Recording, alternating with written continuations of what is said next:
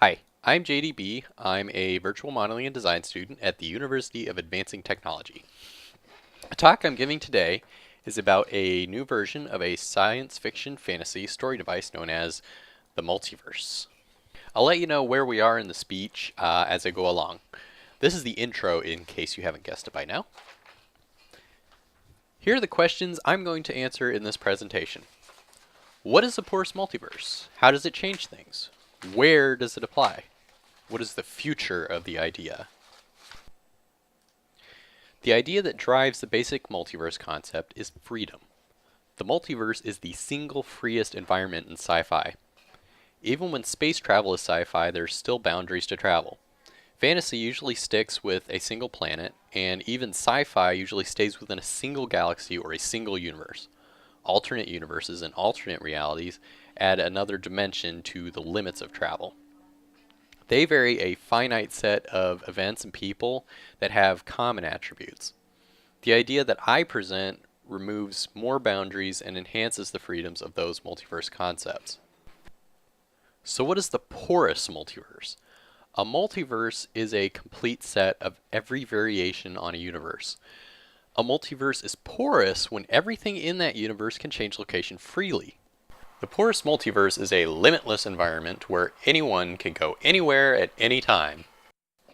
The purpose of the concept is to free up storytelling, and short films are a good way to explore imaginative concepts like this. I'm going to keep bringing up the topic of sci-fi shorts throughout the presentation. This idea is especially good for people with interest in sci-fi shorts, like me, but in addition to that, I will cover how the porous multiverse affects the genre and the format, which will show you how the idea is ideal for fiction writers in general. This is important to any story creator who wants more flexibility in the kind of stories they tell. The innovative story setting helps authors construct innovative stories from disparate elements. I'll give two sample short concepts towards the end of the presentation. So to get to that point, let's take a look at the aspects of the basic multiverse. In the contemporary use of the multiverse model, travel is non-porous. Freedom of travel is confined in different ways. The contemporary model confines travel to a small group of heroes. The creations where you see multiverses at all illustrate this. In Sliders, it was done by 4 people with one device that let them travel to parallel universes. Marvel and DC Comics use the multiverse concept routinely, but again, if there's any inter-universal travel, it's done by the stars of the comic.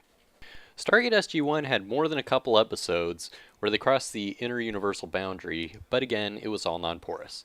It was a handful of adventures breaking the universal boundary on special occasions. If I wait until a special occasion comes around to hang out with my friends and build a strong relationship with them, I probably wouldn't have many close friends, and I sure would be eating a lot less pizza. The common thread with hero crossovers is that they will impact the universe, usually for the better, like when SG-1 frees their counterparts from the Goa'uld, and then they leave. That doesn't leave room for ongoing exchanges in everyday culture and history. What you will see repeat in fiction is a deliberate effort to limit the duration and scope of multiverse crossovers, which leaves non-hero elements outside of the impact of crossovers. In Sliders, they had a device that gave them, and only them, special access to wormholes, and in SG-1, travelers from alternate realities could stay in another reality for a finite length of time before they would die. The result of these special rules and restrictions is that there's no way for, quote, civilians or non-heroes to travel back and forth, and there's certainly no way for environments to cross-pollinate. Given that effort to restrict the multiverse, does porosity improve on the concept? Is the porous multiverse innovative? The porous multiverse is an innovation in setting that enables imaginative synthesis. Anything can go anywhere at any time. That's what imagination is.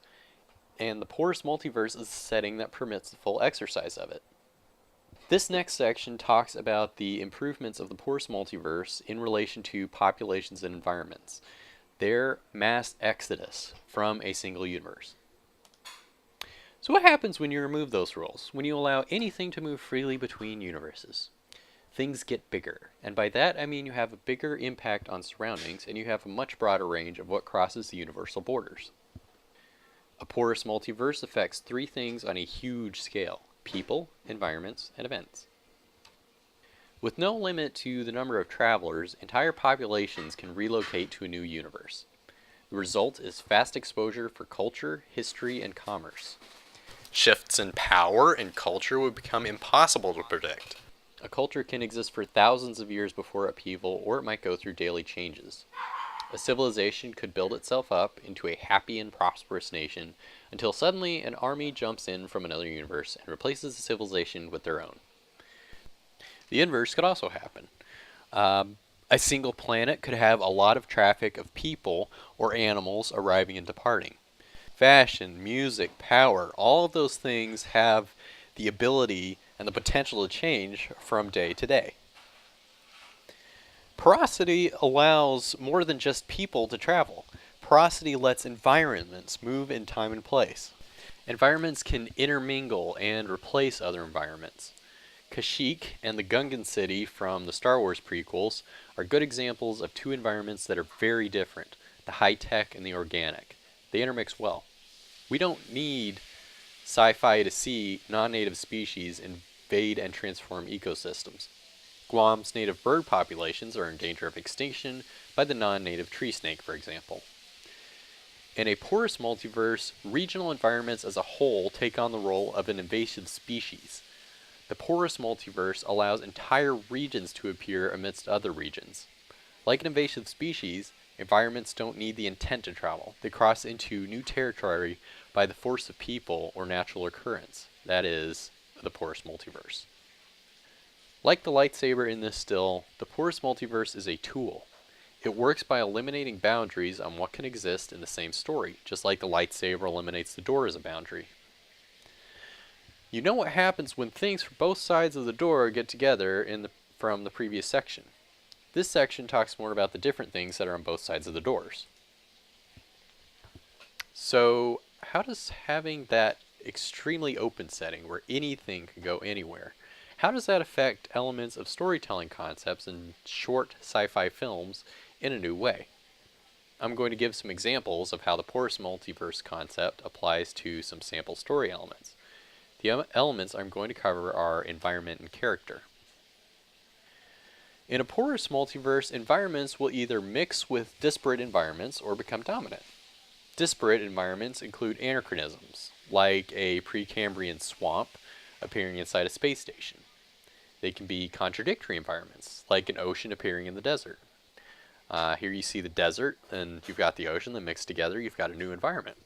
Or they can be anachronistic and contradictory, like a futuristic city appearing in a forest. See how these kind of look like skyscrapers?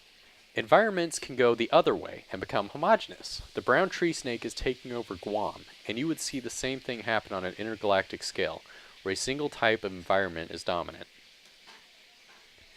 The same wild variety and uniformity of environments applies to characters. In a porous multiverse, disparate characters mix. Genres mix, like elven fantasy meeting the Babylonian Empire. Anachronistic characters mix, like a 17th century Scot meeting a 23rd century Rocketeer. Good luck finding pictures to illustrate that. Or both mix, like an inner city gangster meeting a robot demon. Saints Row 2 doesn't count. Compared to the non-porous multiverse, environment and character scenarios have a greater range of possibility, which makes for imaginative short films.